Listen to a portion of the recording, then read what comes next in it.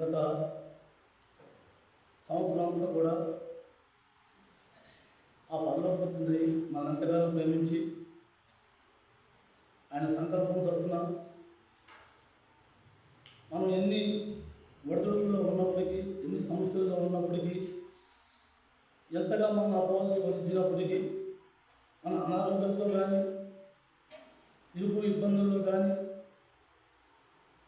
అనేకమైన బాధల్లో కానీ మనం చిక్కుకున్నప్పుడు ప్రతి విషయంలో మనం తోడుగా ఉండి మనం రక్షించుకుంటూ గడిచిన సంవత్సరం అంతా కూడా కాచి కాపాడిన తండ్రికి మనం అంతేనా కృతజ్ఞత కలిగి ఉన్నాం. అలాగే వర్తమానం చెప్పుకుని దేవుని ఆరాధించాలనేది కాదు. యథారీతిగా వర్తమానం అనేది మనం దేన్ని నేర్చుకోవాలి, ఆ వాక్యాన్ని పెట్టి మనం ఏం నేర్చుకోవాలి, ఏం తెలుసుకోవాలి, ఎలా జీవించాలి అనే ఆ పుస్తకం దేవుడు మన కోసం నియమించింది. కాబట్టి దాంట్లో ఉన్న ఆ యొక్క రిఫరెన్స్లు తీసుకుని ఆ ప్రకారం మనం ధ్యానించుకుని దేవుణ్ణి స్తుతించుకోవాలి. అంటే దేవుణ్ణి స్తుతించాలంటే వర్తమానం చదువుకుని దేవుని స్తుతించాలి. మనం ప్రతిసారి ఆయన చేసిన ప్రతి మేలు గురించి మనం దేవుని స్తుతింటూ ఉండాలి. ఈరోజు ఈ ఉదయాన్నే మనం లేచి ఆ తండ్రి భక్తదర్శనం చేసుకుని భార్య బిడ్డలతో సంపూర్ణంగా మనం ఉన్నందుకు ఆయన ఎంతగా కృతజ్ఞత కలిగి ఉండాలి. ఈ గడి చూడని వాళ్ళు అనేక మంది రాలిపోతున్నారు. ఇంకా ఆయన మనం ప్రేమించి ఆయన సజీవులకు ఉంచినందుకు ఆయన ఎంతైనా మనం గణపరచాలి, స్తుతించాలి. ఆరాధన అనేది ఒక రోజులో ఒక మాట 4 మాటలు చెప్పుకుని కానుకేసుకుని దాంతో సరిపెట్టుకునేది కాదు. రోజు మన జీవితం దేవునికి ఆరాధనగా ఉండాలి. ఆరాధనగా ఉండాలంటే మనం జతో ఒకటి నేర్చుకోవాలి. వారం మందిరం వస్తున్నాం, జతో ఒకటి నేర్చుకోవాలి. దాంట్లో దాన్ని మనం పట్టుకోవాలి. ఆ ప్రకారం మనం జీవించాలి. అట్టి జీవితం మనం జీవించడమే దేవునికి ఆరాధన అవుతుంది. అంతేగాని నేను మందిరం వెళ్తాను, బాప్తిసం తీసుకున్నాను, నేను దేవుడిని ప్రార్థిస్తున్నాను అంటే ప్రార్థన వేరు, ఆరాధన వేరు. అలాగని వర్తమానానికి ఆరాధనకి సంబంధం లేదు. కాబట్టి మనం దీంట్లో కొన్ని అంశాలు ధ్యానించి తర్వాత దేవుని స్తుతిద్దాం. ఎప్పుడైతే మానవుడు భూ సంబంధమైన సంపద మీద ఆశిస్తూ ఉంటాడో, సమకూర్చుకుంటాడో, పర సంబంధమైన సంపదను కోల్పోతాడు. ఎందుకంటే ఈ మధ్యకాలంలో ఎక్కువ టీవీలో కానీ లేకపోతే సాక్ష్యాల్లో కానీ ఏమిస్తున్నాము అంటే నేను అనారోగ్యంతో బాధపడుతున్నాను, పాస్టర్ గారు వాక్యం విన్నాను, ఆ వాక్యం ప్రకారంగా నేను ఆ మందిరానికి వెళ్ళాను, 5 రోజులు ప్రార్థన చేశాను, నేను స్వస్థపడ్డాను. లేకపోతే మేము పూరుగుర్తులో ఉండి ఆ చెప్పను పడుకునే ఉండేవాళ్ళం, ఇవాళ మేము ఇల్లు కట్టుకున్నాము, ఏదో శుభ్రంగా కొంత డబ్బు దాచుకున్నాం, హాయిగా బతుకుతున్నాం. ఇలాగ ఈ భూ సంబంధమైన సంపద గురించి సాక్ష్యాలే కానీ దేవుడి గురించి నేను ఇది జీవితం అనుకున్నాను అని కానీ, దేవుని కోసం నేను విడిచిపెట్టున్నానని కానీ, దేవుని కోసం దేవుడు నాకు చేసిన త్యాగాన్ని పెట్టి నేను దేవుడిలో ఇలా స్థిరపడాలని నేను తీర్మానిస్తున్నానని కానీ, దేవుడి స్వరం నాకు ఇన్న తర్వాత నేను దేవుడిలోకి వెళ్ళానని కానీ ఇవేమి వినిపించట్లేదు. ఇది ఎంతసేపు ఇక్కడ ఈ భూమి మీద ఉన్న జనం ప్రభువులు అనుకుని కూడా ప్రార్థనలో ఉదయకాలంలో కానీ, మధ్యాహ్న కాలంలో కానీ, సాయంత్రకాలంలో కానీ ఏమడుగుతున్నావు? నా అనారోగ్యం తీసే, నా ఆర్థిక ఇబ్బంది నుంచి నన్ను రక్షించు, పిల్లలకు పెళ్ళిళ్ళు కావాలి, పిల్లలకు ఉద్యోగాలు కావాలి, నేను ఇల్లు కట్టుకోవాలి, నేను సంపాదించుకోవాలి, ఇంకా కొంచెం ఉంటే నాకు ఒక స్థాయి వస్తాయి. ఇలాంటి ఆశలతో మనం ప్రార్థిస్తున్నాం. కానీ దీంట్లో కొన్ని బైబిల్లో కొన్ని మాటలు మనం తెలుసుకుంటే అసలు మనం ఏం కూర్చుకోవాలనేది మనకు అర్థమవుతుంది. మత్తయి సువార్త పేజీ నెంబర్ 7, మత్తయి సువార్త 7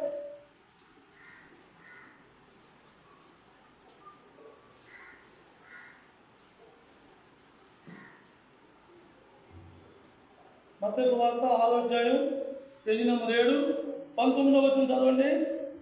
19వ వచనం.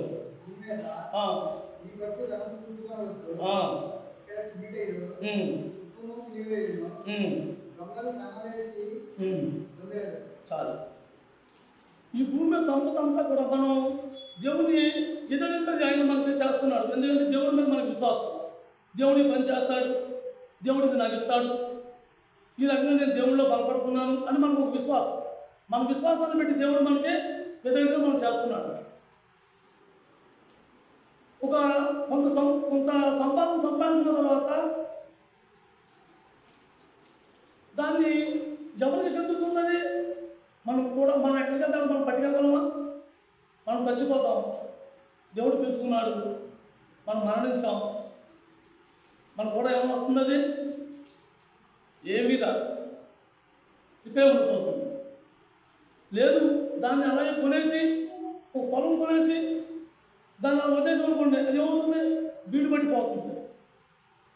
అలాగే కొన్ని వస్తువులు కొనేసి అన్ని వస్తువులు మనం వాడుకోం కదా, అలా పక్కన పడేసి ఇన్ని వస్తువులు ఇంత సామాన్లు అర్థం చూపించుకుని దాన్ని దాచుకుంటే ఏమవుతుంది? తుప్పు పట్టిపోతుంది. ఇలాగా మనం ఈ భూ సంబంధమైన సంపద గురించి మనం పాకులాడుతూ ఆశపడి ఉంటుంది. ఈ భూ సంబంధమైన సంపద పెరిగేటప్పటికీ మానవుడి కోరికలు ఎలా ఉంటాయంటే, నాకు బోర్డు సంపద ఉంది, ఇదంతా నాదే, ఏం చేయాలో తెలియదు. అప్పుడు ఏం పుడుతుందంటే ఆశ, కోరికలు పుడతాయి. మానవుడికి కోరికలు పుడతాయి. ఆ కోరికల వల్ల మనం ఏం చేస్తాం? ఆత్మీయంగా నష్టపోతాం. సంపాదించవద్దని అని నేను చెప్తున్నా. అది ఎంతవరకు మన అవసరాలకు సంపాదించడం తప్పు కాదు. ఎక్కువ ఆశ కలిగి సంపాదించడం పాపం. పాపాన్ని మనం చూస్తున్నాం. లూకాసు వార్త 12వ అధ్యాయం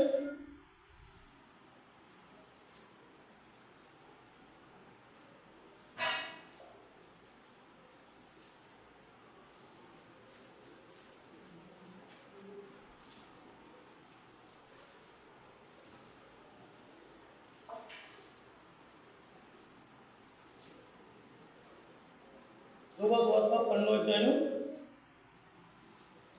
19-20 వచనాలు. లూకాసు వార్త 12వ అధ్యాయం పేజీ నెంబర్ 44, 19-20 వచనాలు.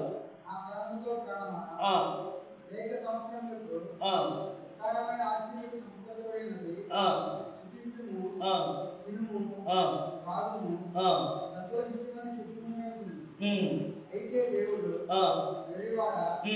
ఈ రాత్రి మీ ప్రాణం అడుగుతున్నాను, నీవు నిలబడినవే ఎవరి వలన అని అతనితో చెప్పింది. ఏమన్నాడు? ఇస్తామైపోయింది డబ్బు. ఆ డబ్బు ఇస్తామైపోయింది. ఒక్క రోజు సంపాదించాడా? ఒక సంవత్సరంలో సంపాదించాడా? కాదు.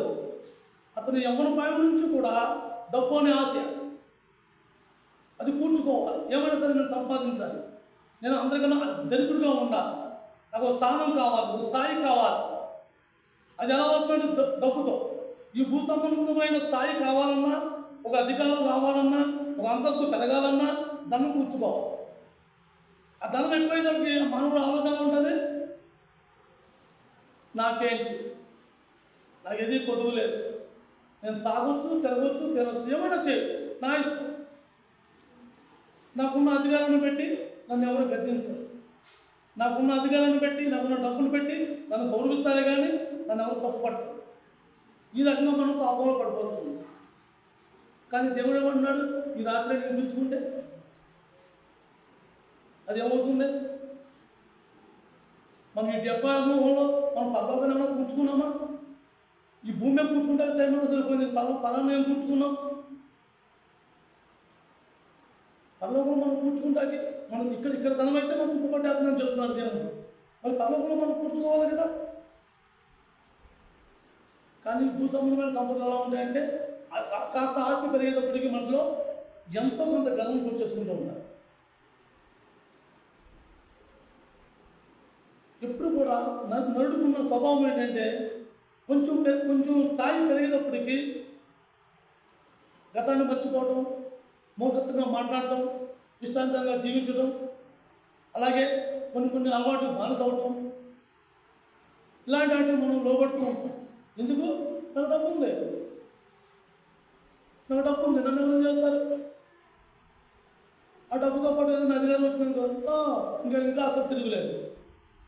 ఈ రకంగా మనిషి మానవుడు ఆలోచిస్తూ ఉంటాడు. ఈ ఆలోచనతో మనం ఉన్నప్పుడు మనం ఏం కోల్పోతున్నాం? ఫలానా కూర్చోవలసిన సంపద మనం కూర్చోలేకపోతున్నాం. అక్కడ దాచుకోవచ్చుదా? అక్కడ దాచుకోవాల్సింది మనం దాచుకోలేకపోతున్నాం. మనం ఎప్పుడు కూడా వాక్యం ఏమైతే చెప్తుందో ఆ ప్రకారం మనం దాన్ని పట్టుకుని ఆ ప్రకారం ఆ ప్రకారం మనం జీవించడం నేర్చుకున్నప్పుడు అలాంటి మన తలం బలపడుతుంది. ఎంతసేపు లోకం అంతా కూడా మనమందరం లోకంలో మనము ఉన్నాం. మనం అందరం కూడా ఎవరినైనా సరే ఎక్కువ దేనికి ప్రాముఖ్యత ఇస్తాం? డబ్బు.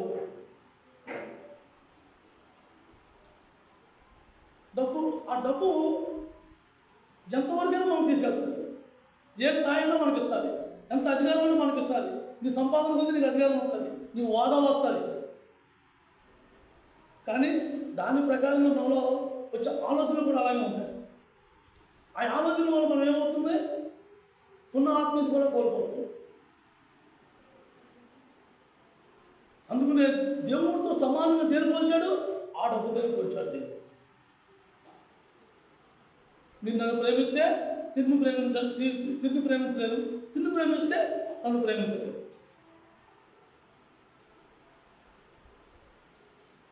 డబ్బు సంపాదించడం ఈజీ, ఎవరైనా సంపాదించడం, ఎలా అయినా సంపాదించుకున్నవారు, ఎలా అయినా బతకని ఆశ మనిషి ఎలా ఉంటారు. అలాగే ఎలాగైనా సరే కనీసం ఒక అవుటివాడైనా సరే తన కుటుంబాన్ని పోషించుకోవడానికి ఏదో రకంగా కష్టపడాలని తపన పడుతూ ఉంటాడు. కానీ అన్ని అవయవాలు ఉండి ఆత్మీయతను పోషించుకోవడానికి కాపాడుకోవడానికి మాత్రం చాలా కష్టం. ఆత్మీయతను కాపాడుకోవడమే కష్టం. ఆత్మీయ జీవితంలో ఆ ప్రభు కోరిన జీవితం జీవించడం కష్టం. ప్రతి మనిషికి కష్టం. ఒకరికిద్దరికి కాదు, అమాయకులు కాదు, తప్పు చేసేవాళ్ళకి కాదు, దొంగలకు కాదు, ప్రతి ఒక్క మనిషికి ఆత్మీయ జీవితంలో ఎదగడం అనేది కష్టం. అదే డబ్బు సంపాదించినప్పుడు ఒక మాట మన మనసులో ముద్రించబడిందా, చిన్నప్పటి నుంచి కూడా ఆ డబ్బు మీద ఆసక్తి కలుగుతూ ఉంటుంది. ఆ డబ్బు వ్యామోహంలో ఉన్నప్పుడు ఓ టైం కానీ ఒక సమయం కానీ ఏముండదు. భోజనం ఎప్పుడు చేస్తామో తెలియదు, భోజనం ఎప్పుడు తింటామో తెలియదు, ఇంటికి ఎప్పుడు వస్తామో తెలియదు, ఎప్పుడు నిద్రపోతామో తెలియదు. అసలు దేవుడు ఇచ్చిన సంతోషాన్ని కోల్పోతాం ఫస్ట్.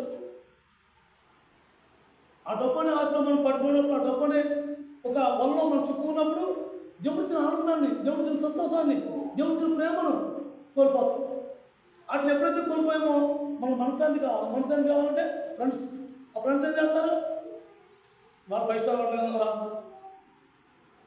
చక్కగా మంచి బీర్ తీసుకుని బిర్యానీ తినేది వద్దారా, ఇలాంటి ఆలోచన పెట్టుకోండి. చేతుల్లో డబ్బు ఉంది, చేతిలో బైక్ కారు ఉంటుంది, ఎంజాయ్.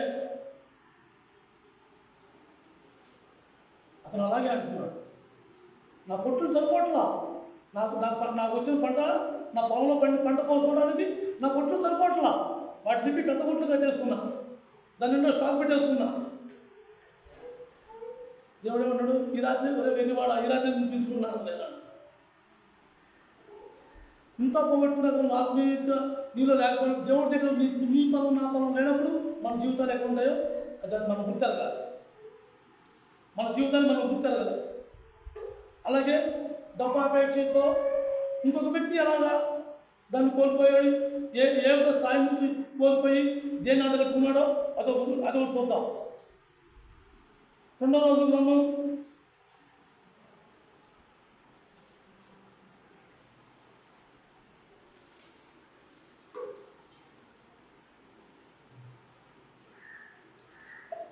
311, 2వ రోజు గ్రంథం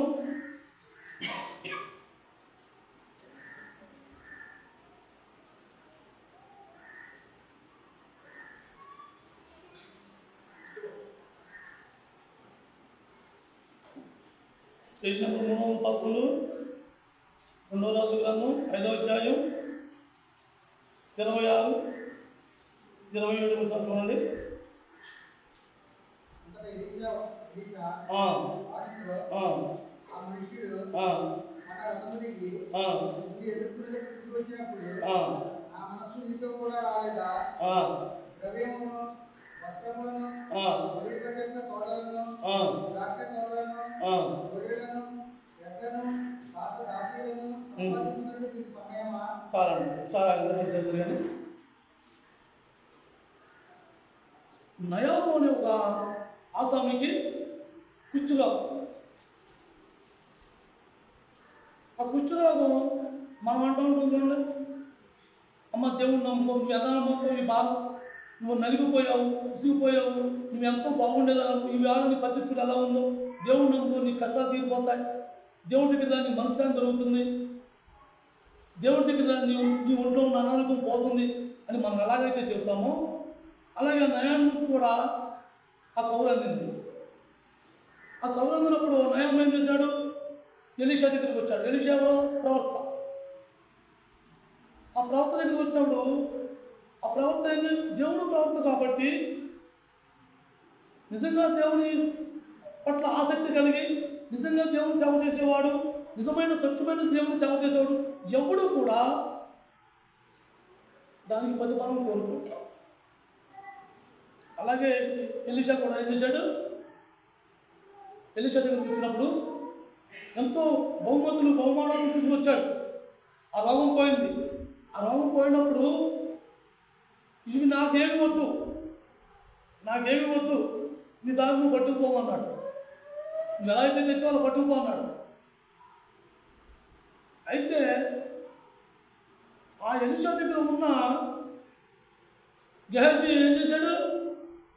ఎదురు వెళ్ళిపోయి బేగా పరుగుకొని వెళ్ళిపోయి, అదే తొందరపడ్డం, మీరు ఏమనుకోకుండా ఎదురుకుండా మీతో, మన భాష ఎలా ఉంటుంది, ఎదురుకుండా మీ దగ్గర అడుగుతాయి, మా గురుగారికి మొహమాటం ఎక్కువ, నేను చూసుకుంటాను అయ్యేది, మీకు బాగు చేశాను కదా, మా గురుగారికి మీ గురించి గొప్ప చేయించాను, ప్రార్థనలు చేయించాను, అవి నాకు ఇవ్వండి అని తెచ్చుకున్నాడు. ఎందుకు తెచ్చుకున్నాడు? ఆ ధనము డబ్బు ఉంటే నాకు కూడా ఒక అధికారం ఉంటుంది, నాకు కూడా ఒక స్థాయి ఉంటుంది. ఎంతసేపు ఎలీషా కింద నేను బతకాల? అతనికి ఏమీ కరువు లేదు, తన పోషణ ఉంది, తనకు కావాల్సిన సమస్తం జరుగుతుంది. ఇంకా దేని గురించి ఆశించాలి? నీకు తినడానికి లేకపోయినప్పుడు, నువ్వు కట్టుకోవడానికి లేకపోయినప్పుడు నువ్వు అడిగితే తప్పులేదు. నీకు అన్నీ ఉన్నాయి, నీ ప్రతి అవసరంతో నీకు తీరుతున్నాడు దేవుడు. ఆ ఎలీషా దగ్గర నువ్వు శిష్యుడిగా పనిచేస్తున్నావు, ఇంక నీకేం కరువు వచ్చింది? అన్నీ ఉన్నాయి కదా. కానీ మానవ బుద్ధి ఎలా ఉంటుందంటే, ఆశని ఎంత పట్టుకుపోతున్నాడు, నాకు ఇచ్చినా ఏదో 4 రూపాయలు అడిగేస్తుంటారు కదా. అది మనిషిని పాడు చేయడానికి ఎంతో టైం పడుతుంది, ఒక క్షణం చాలు. అపవాది అప్పుడు దాకా ఎలీషా అనే ఒక ప్రవర్త దగ్గర శిష్యుడుగా ఉన్నాడంటే ఆ శిష్యుడు ఎలా ఉండాలి, ఎలా ఉంటుంటాడు? కానీ ఎప్పుడైతే ఈ ధనాన్ని చూశాడో అపవాది విఫలంలో పడాలి. అరే పెద్దగా ఒక నిర్మాణం తీసుకోవచ్చు కదా, రేపు పొద్దున్న ఈ దాడి మీ మొగలను చూస్తాడా రాజు? ఆ యజమాని మీ మొగలను చూస్తాడా? మీకు ఏమన్నా పెడతాడా? మీరు వెళ్ళి మళ్ళీ అడగలరా అని ప్రశ్నిస్తూ ఉంటాడు. ఆ పరిస్థితి ఈ మనసులో ఎలా ఉంటుంది? అది నిజమే కదా, మా నాన్న అడిగేవి అడుగుతున్నాడు కదా, అది తీసుకుని పక్కన ముందు ఎలా ఉంటుంది అని ఒక ఆలోచన. ఆ ఆలోచన పుట్టిన తర్వాత, అది తీసుకున్న తర్వాత అప్పుడు ఆ ఎలీషా ఏమన్నాడు? 27 చదవండి.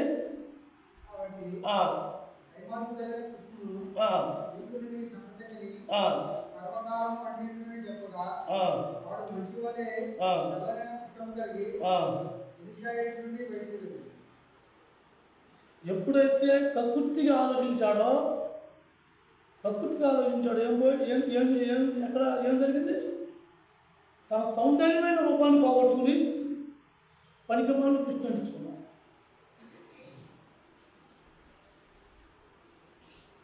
మనం దేన్ని కూర్చుకోవాలో దాన్ని అందుకని పౌలు అన్నాడు, నేను ఉన్న దాంట్లో తృప్తిపడటం నేను నేర్చుకున్నా,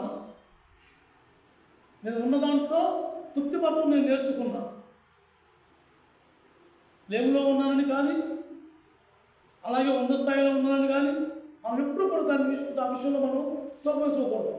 నీకు దేవుడు స్థాయి ఓకే తప్పులేదు, కానీ అధికంగా ఆశించామా ఇది ఎలాంటి జరుగుతుంటాను. ఎప్పుడైతే అధికంగా మనం ఆశించబడినప్పుడు ఇలాంటి కుష్టిలు లేకపోతే దేవుడు ప్రాణం తీసేయటం, ప్రాణాలను కోల్పోయి ఉన్నదాన్ని ఎక్కడెక్కడే ఉంటుంది మనమే వెళ్ళిపోతాం.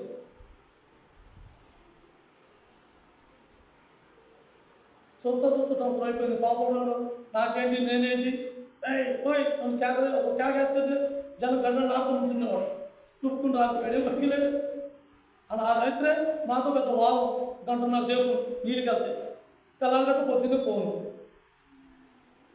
అలాగే మన జీవితాలు కూడా ఎప్పుడు రాలిపోతామో తెలియదు, ఎప్పుడు దేవుడు పిలుస్తాడో తెలియదు.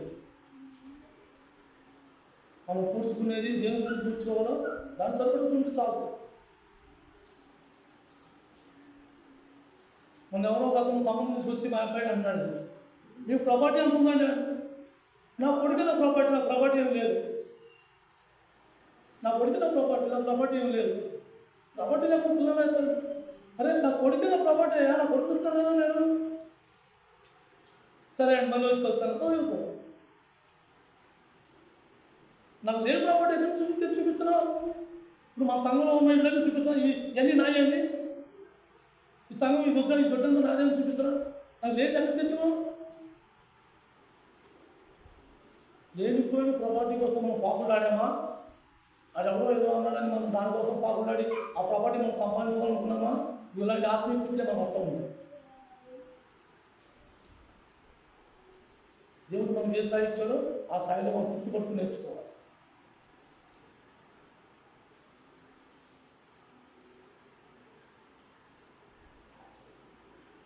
అలాగే ఇంకో వ్యక్తిని పరిచయం చేసుకున్నాం. లోకాసు వార్త 18వ అధ్యాయం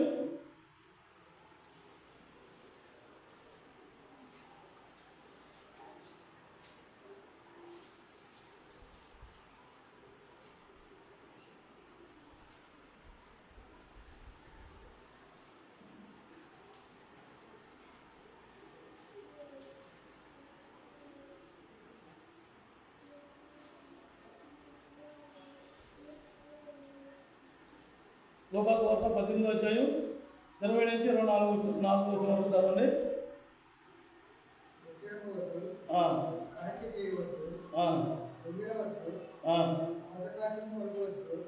18వ అధ్యాయం లోకాసు వార్త 18వ అధ్యాయం 20 నుంచి 24 వరకు. లోకాసు వార్త 18వ అధ్యాయం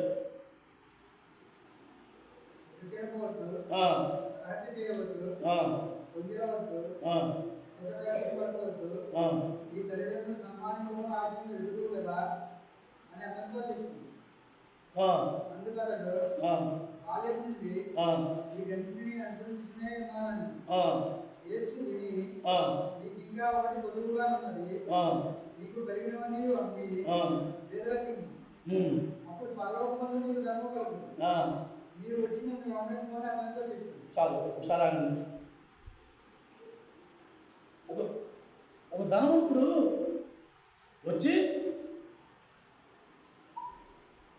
నాకు బోల్డ్ డబ్బు ఉంది, నేను ఏం చేసానో తెలియదు, బోల్డ్ డబ్బు ఉంది, కానీ నాకు నిత్యజీవం కావాలి. మన భాషలో చెప్పాలంటే ఏమంటే డబ్బు అయితే ఎంత అయితే ఖర్చు అయినా పర్వాలేదు, ఎంత డబ్బు అయినా పర్వాలేదు, నేను ఖర్చు పెడతా, కానీ నాకు నిత్యజీవం కావాలి. డబ్బు ఖర్చు పెట్టి వచ్చిన నిత్యజీవం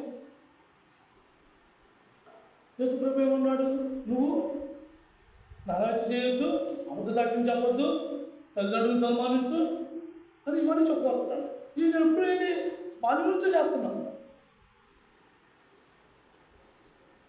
బాల్యం నుంచి చేస్తున్నాను. మరి ఇప్పుడైతే నీకేం కావాలి? ఇప్పుడైతే అర్థంలో ఏం కావాలి? అతను బాల్యం నుంచి చేస్తే నా నిత్యం ఎందుకు పొందలేకపోతున్నాడు? అవన్నీ నీ బాల్యం నుంచి చేస్తున్నాడు, పై కనిపించండి బాల్యం నుంచి చేస్తున్నాడు, కానీ తన అంతరంగంలో తనలో ఉన్న మనసు ఏంటి? డబ్బు ఉంది, ఈ డబ్బుతో నాకు గౌరవం ఉంది, మర్యాద ఉంది, సంపద ఉంది. కానీ ఈ షాపులు ఏమని చెప్తున్నారు? నువ్వు రేపు చచ్చిపోతే నీ నిరీక్షణ ఏంటి? నువ్వు ఎక్కడికి వెళ్తావు?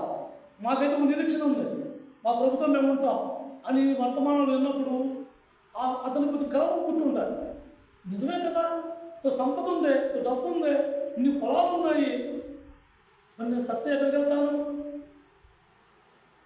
నేను చచ్చినప్పుడు కూడా నాకు విశ్రాంతి కావాలి కదా, నెమ్మది ఉండాలి కదా అని ఆలోచన పుట్టుంటారు. ఆలోచన పుట్టినప్పుడు ఏం చేశాడు? వచ్చి ప్రభుని అడిగాడు, నాకు నిత్యజీవం కావాలంటే ఏం కావాలి ప్రభా? అడిగినప్పుడు ప్రభు చెప్పిన మాట ఏమన్నాడు? ఇప్పుడు కాదు, నేను బాల్యం నుంచే చెప్తున్నాను. అయితే తర్వాత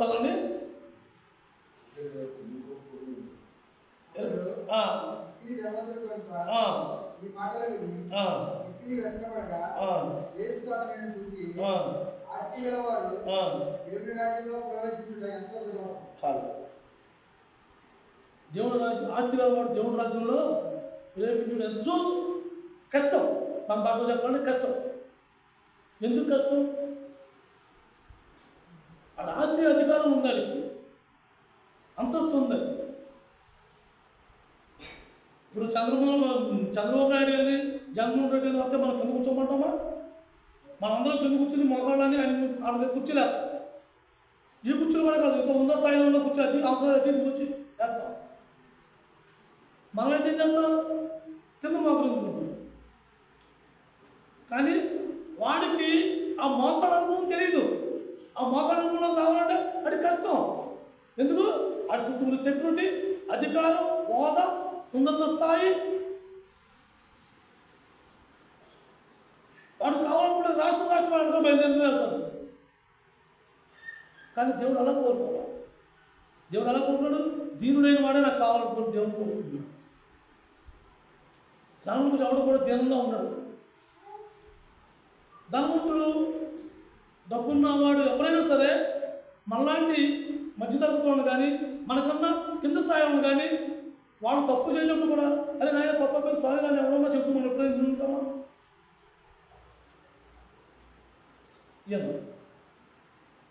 కానీ క్రైస్తవులు అయితే డబ్బు ఉన్నా లేకపోయినా వందనాలు అంటాం, లేకపోతే ప్రేరణ లేదు అంటాం. ఇవి వాళ్ళకి నచ్చవు. ఎందుకంటే నాకు అధికారం ఉంది. నువ్వేంటి నాకు చెప్పేది? నాకు వాదం ఉంది, నేను ఉంది, నాకు కింద ఉండాల్సిన పనండి. దేవుడు లేకుండా నేను ఎంతో అయ్యానా? దేవుడు నాకు అధికారం పోతుంది, నాకు అధికారం వచ్చిందా? ఇలాంటి సంభాషణ వాళ్ళ జీవితం సరిపోతుంది. ఎప్పుడైతే ఆ ధనాపేక్ష ఉన్నవాడు ఎవడు కూడా దేవుడి రాజ్యంలో ప్రేరేపించలేదు. ఆ దేవుడి దగ్గర తన యొక్క సంపద కూడి ఉండదు. అక్కడ కూర్చుకోలేదు. ఈ భూమి మీదకే సరిపోతుంది. ఏ టీవీలో చూసినా, ఏ సేవకుల దగ్గర విన్నా, ఏ విశ్వాసం దగ్గర విన్నా ఇవే సాక్ష్యాలు, ఇవే ప్రార్థనలు. మాకు సంపద కావాలి, ధనం కావాలి, అధికారం కావాలి, అనారోగ్యం పోవాలి. ఇటువంటి వాటితోనే మనకి కాలక్షేపం సరిపోతుంది. అలాగే ఇంకొక వ్యక్తిని పరిచయం చేస్తున్నాం. మత్తయి సువార్త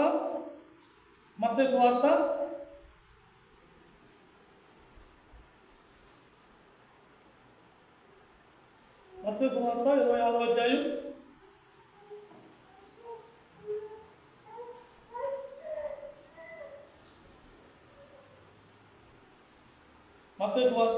అధ్యాయం 15వ వచనం.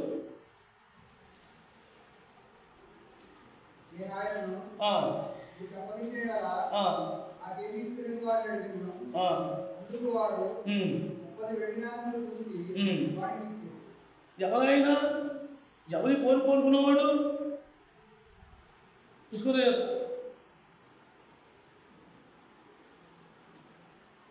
మనం ఏదన్నా అడిగినప్పుడు, ఎవరన్నా ఏదైనా మనం పని చెప్పినప్పుడు, మనం ఏదైనా చేయగలిగేది మనం ఏమంటాం? నాకేంటి నాకు ఎంత ఇస్తావు?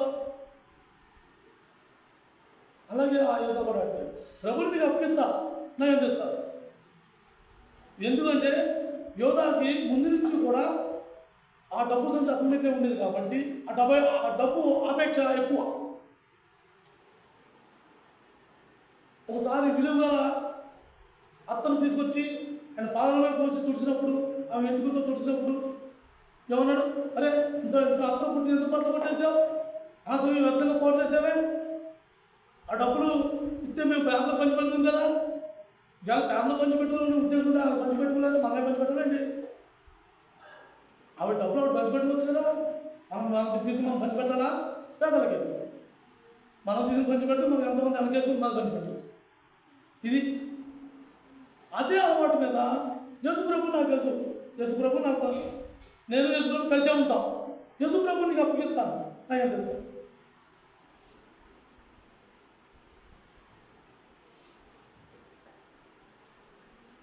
ఇలాంటి అనుభవాలు మనం చాలా చాలా నేర్చుకోవాలి. ఎందుకంటే పాత సంవత్సరం గతించిపోయింది, సంవత్సరం పూర్తయిపోయింది. జేట్లో అయితే మనం చిక్కుపోతున్నామో ఈ నూతన సంవత్సరంలో వాటిలోంచి మనం విడిపించబడ్డాం. ఎవరు పరిపూర్ణం కావు, ఎవరు ఎప్పుడు ఏ పాపం చేయడం కావు. అందరం తప్పులు చేసి పాపాలు చేసి వాటిని ఒప్పుకుంటూ క్షమాపణ చెప్పుకుంటూ కొనసాగుతూ వచ్చాం. కొత్త సంవత్సరంలో దేనైతే మనం తీర్మానించుకున్నామో దాన్ని ఖచ్చితంగా మనం దానికోసం జీవిద్దాం. అయోధ ఏమన్నాడు? 38 నాళ్ళకి ప్రభు నమ్మేశాడు. ప్రభు నమ్మేసినోడు ఆ డబ్బు వచ్చింది కదా, మరి బాగానే ఉండొచ్చు కదా.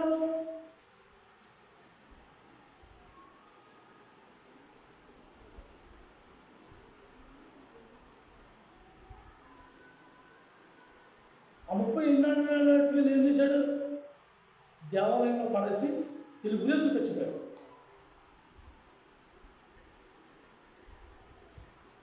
ఎప్పుడైతే డబ్బు అపేక్ష ఉండొచ్చు, డబ్బు అనే ఆశ లేకపోతే నీ జీవితం జీవించలేవు. కానీ అది ఎంతవరకు ఆశపడాలి? మనకు అక్కడ వచ్చేది ఉంటే సరిపోతుంది. అతిగా ఆశపడితే ప్రాణాలు కూడా కోల్పోతాం. ప్రభువు అప్పు చెప్పేశాడు, ఆ 34 నాళ్ళు తీసుకున్నాడు. ఏం చేయాలో తెలియదా? ఈ 38 నాళ్ళు ఏం చేయాలో తెలియదా? అతను ఎలా చెబుతారో తెలియలా. అకస్మాత్తుగా అపవాదం చేసి మింగేసింది. నువ్వు తప్పిపోయావు. నీకోసం అపవాదం రెడీగా ఎదురు చూస్తూ ఉంది. నువ్వు ముందు నుంచి తప్పిపోతూ వచ్చావు. నీకోసం కాసుకుంది, సమయం చూసింది, తీసుకుంటాడు, పులేసి తెచ్చాడు. మనం అటువంటి లోపాలు ఉంటే మనం సరి చేసుకుందాం. ఎందుకంటే అపవాది కాసు కూర్చుంది మన కోసం. అటువంటి ఆలోచనలో మనం ఏమైనా ఉన్నామేమో, అటువంటి ఆశతో మనం ఏమైనా ఉన్నామేమో, ఆ డబ్బుని ఆపేక్షతో మనం ఏమన్నా ఇలాంటి పనులు ఏమైనా చేస్తే మనం ఏమైనా ఉన్నామేమో.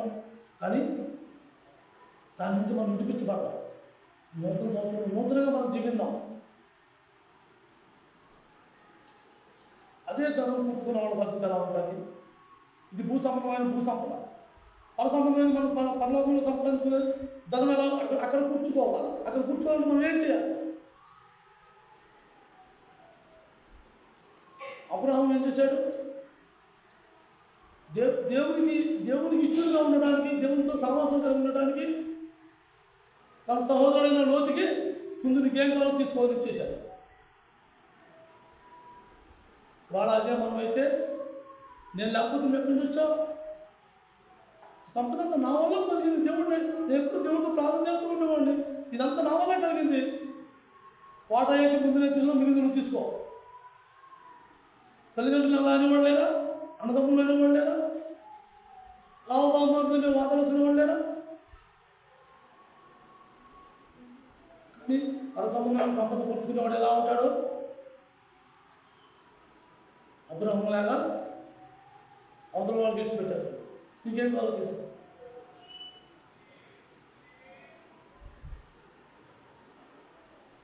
లూకాసు వార్త 19వ అధ్యాయం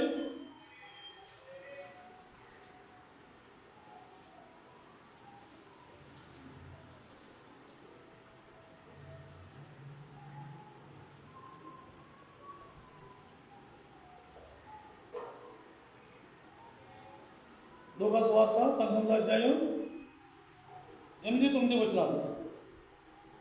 గట్టిగా నిలబడి, ఆ, ఇదిగో ప్రభువా, ఆ, నా ఆశీర్వాదము వేదవిస్తున్నాను. నేను ఎవరి యొద్దనైనను అన్యాయముగా దేనినైనా తీసుకుని ఎడల అతనికి 400 మరలా చెల్లించమని ప్రభువుతో చెప్పింది. అందుకు యేసు, ఇతడును అబ్రహాము కుమారుడే, ఎందుకనగా నేడు ఈ ఇంటికి రక్షణ వచ్చేది. చాలు.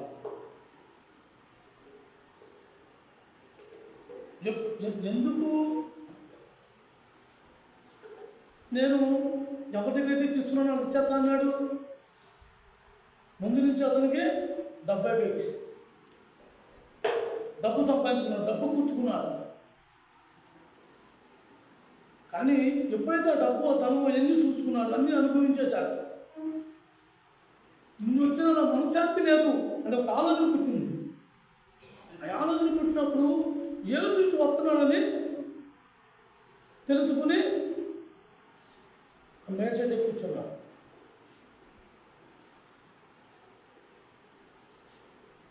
మనం కూడా అటువంటి ఆశలు ఏదైనా ఉంటే మనం కూడా అది నుంచి విడిపించుకున్నాం. ఏం పొందాడు? ఎప్పుడైతే తను చేసింది దేవుడు చెప్పినప్పుడు ఎమ్మటే ఆ పక్కన వాడు చదువుకుంటున్నారు.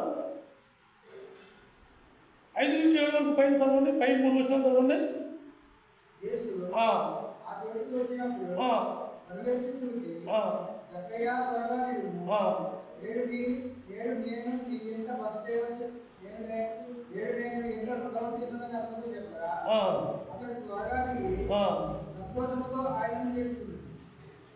ఏడు కూడా చదవండి.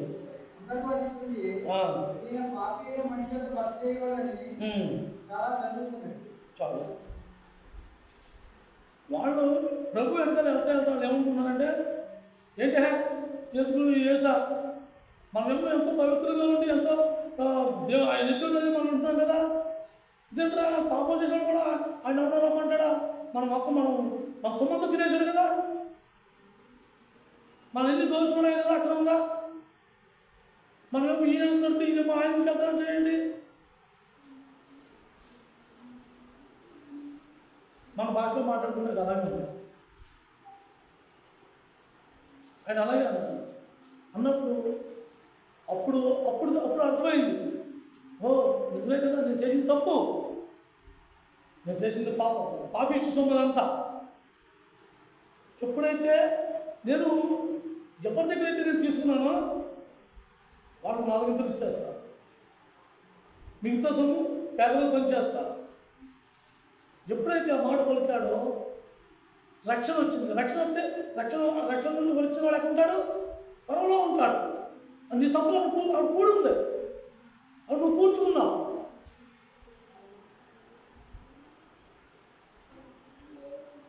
మనం భూ సంబంధమైన సంపద కోసం ఇప్పుడు వరకు ఆశించాం, అందరం ఆశించాం, ఒకరం కాదు, అందరం ఆశించాం.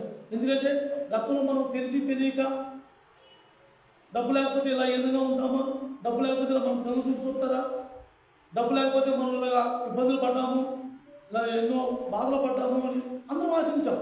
కానీ మనం స్థాయికి వచ్చాం, చాలు. మిగతా దేవుని కోసం జీవించడానికి మనం ఇష్టపడాలి. ఇక్కడ పరసంబంధమైన సంపద మనం కూర్చుకోవాలి. పరసంబంధమైన సంపద కూర్చుకోవాలంటే మనం ఏం చేయాలి? రోజు మందిరంలో వచ్చి కూర్చుంటే ప్రార్థన చేసుకుంటే పరసంబంధమైన సంపద కోరుతుందా? దేవుని వాక్యం తీసుకుని బైబిల్ చదువుకుంటే పరసంబంధమైన సంపద కోరుతుందా? మనకు తెలియకోకుండానే మనం చేయగలిగిన సహాయం నిజంగా దీనివైన వాళ్ళకి మనం సహాయం చేయాలి. మనం ఏదో చూపించుకోవడానికో, మనం మెప్పు పొందడానికో, మనల్ని కనపడతారనో మనం చేసే సహాయం కాదు. అది నువ్వు చేస్తావు. నువ్వు సాయం ఎందుకు చేస్తున్నావు? నేను కనపడతానని చేస్తున్నావు. కానీ బైబిల్లో కొంతమందిని దేవుడు ఏమన్నాడు తెలుసా? నేను ఆకలిగా ఉన్నప్పుడు మీరు నాకు భోజనం పెట్టారు. మత్తయి సువార్త 25వ అధ్యాయం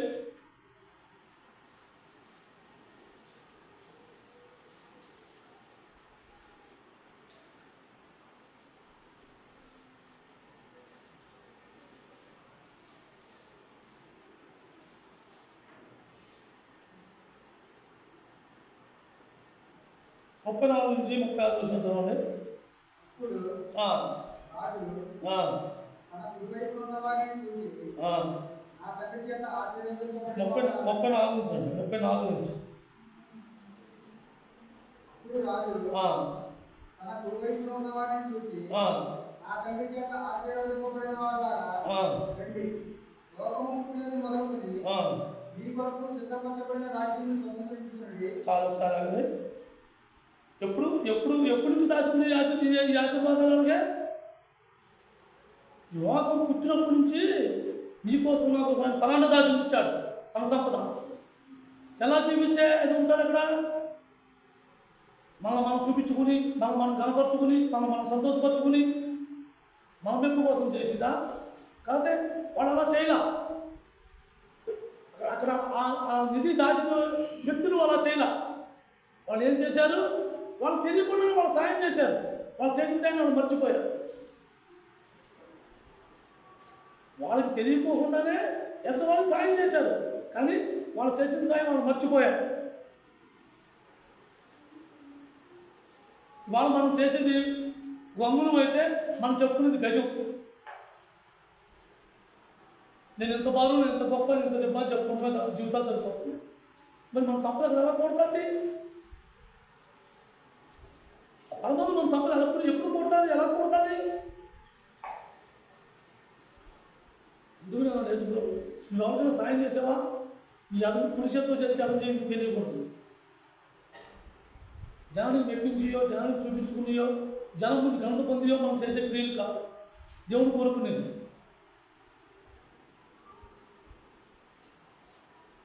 ఇరవై 25 నుంచి చదవండి. 35 నుంచి చదవండి. పరదేశమై ఉండే చూసి నిన్ను చేర్చుకుంటుంది. 35 నుంచి అండి. నేను ఆకలి ఉంటిని, నేను ఆకలి ఉంటిని, మీరు నాకు భోజనం పెట్టితిరి. తప్పి ఉంటిని, నాకు దాహం పెట్టితిరి. పరదేశమై ఉంటిని, నన్ను చేర్చుకుంటుంది. దిగంబరమై ఉంటిని, నాకు బట్టలు ఇచ్చింది. రోగినై ఉంటిని, నన్ను చూడవచ్చింది. చెరసాలలో ఉంటిని, అందుకు నీతిమంతుడు, ప్రభువా, ఇప్పుడు నీవు ఆకలి నుంచి నీకు ఆహారం ఇచ్చిమి, నీవు దప్పుకున్నట్టు నుంచి ఎప్పుడు దాహం ఇచ్చిమి, ఇప్పుడు పరదేశం అయినట్టు నుంచి నిన్ను చేసుకుంటుంది, దిగంబరం అయినట్టు నుంచి బడలించుతుంది, ఇప్పుడు రోగం అయి ఉంటే చెరసాలలో ఉండేటట్టు నుంచి నీకు ఎందుకు కూర్చోమని ఆయన అడిగాడు. అందుకు రాజు, అల్పులైన ఈ నా సహోదరులలో ఒకరికి మీరు చేస్తే కనుక నాకు చేసిన నిశ్చయముగా మీతో చెప్తున్నాను వాడతాను. చాలు. వాళ్ళు ఎవరు చేశారు? నిజంగా కట్టుకుంటా గుడ్డలు లేని వాళ్ళకి సాయం చేశారు. నిజంగా ఆకలితో తప్పలాడుతూ ఆ టయానికి తినలేక, వండుకునే స్థితి లేక లేని వారికి పెట్టారు. మన భోజనం పొలం, ఇప్పుడు మన కొల్లేట్లో చాలామంది ఈ భోజనం అనేది మాకు చాలా అదురుగా దొరుకుతుంది. నేను చాలా సందర్భాలు చూశాను. తినే టైంలో సరే ఒక వ్యక్తి వెళ్తుంటే ముందు అనుకునే దాన్ని చేస్తారు. వాళ్ళు తెలియకుండా వాళ్ళు సాయం చేస్తున్నారు.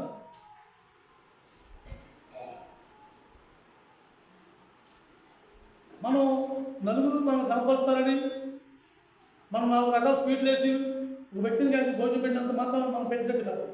నిజమైన ఆకలితో నిజమైన దప్పికతో, నిజంగా వస్త్రహీనుడు ఉన్నప్పుడు నీ దగ్గర ఉన్నది దాన్ని మర్చిపో. నీకు ఉన్నదని సాయం చేయి, దాన్ని మర్చిపో. నీ పొలం పనులలో దాచుకుంటాడు దేవుడు. మీరు నాకు సాయం చేశారంటాడు దేవుడు. వాళ్ళని మీరు నాకు సాయం చేశారు, నేను ఆకలి ఉన్నప్పుడు మీరు నాకు భోజనం పెట్టారు.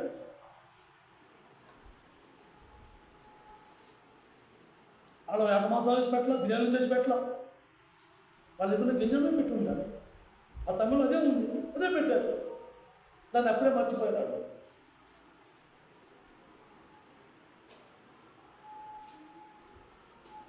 మనం సంపాదించుకున్నా మనం తగినట్టుగానే ఉండాలి.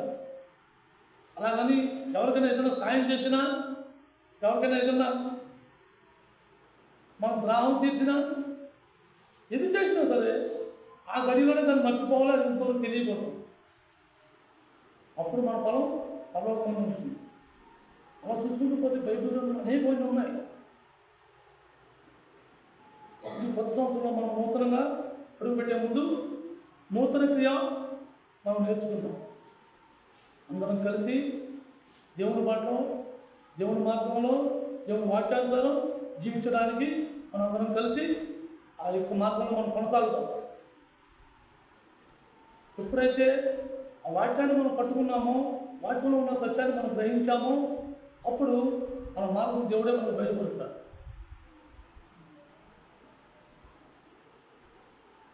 ఎప్పుడు కూడా ఆత్మీయత అనే దాని గురించి మనం పాల్గొనాలే కానీ మనకు మనంగా కనపరుచుకునే దాని గురించి కాదు. మనం కనపరచుకోవడానికి, మనం గొప్ప చెప్పుకోవడానికి, మనం చూపించుకోవడానికి చేసేవి కావు. చేయొచ్చు, తప్పు కదా. కానీ నేను పదే దాని గురించి నేను చెప్పుకుంటాం, దాని గురించి నేను పొగుడుకోవటం ఇది తప్పు. దీనివల్ల మనం అప్పుడే పని చేశావు. నువ్వు ఎప్పుడైతే నేను ఇది చేశాను అని బయటపడిందో నీ పని అప్పుడే పనిచేసావు.